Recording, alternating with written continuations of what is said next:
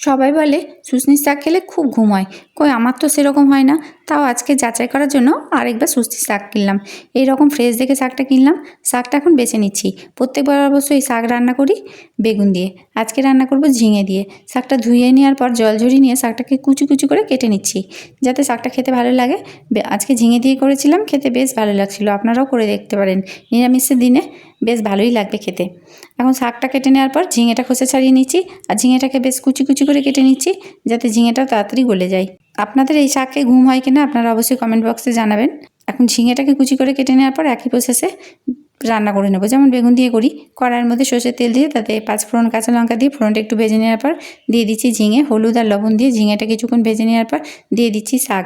এখন শাকটা নেড়ে চেড়ে নেওয়ার পর এই শাক থেকে আবার জল বেরোয় না, তাই একটু জল দিয়ে সেদ্ধ করতে দিচ্ছি। সেদ্ধ হওয়ার পর চিনি দিয়ে নেড়ে চেড়ে ভাজা ভাজা করে নিলেই শাক তৈরি। ঘুম হবে কিনা জানি না, তবে খেতে ভালোই লাগছিল। ধন্যবাদ।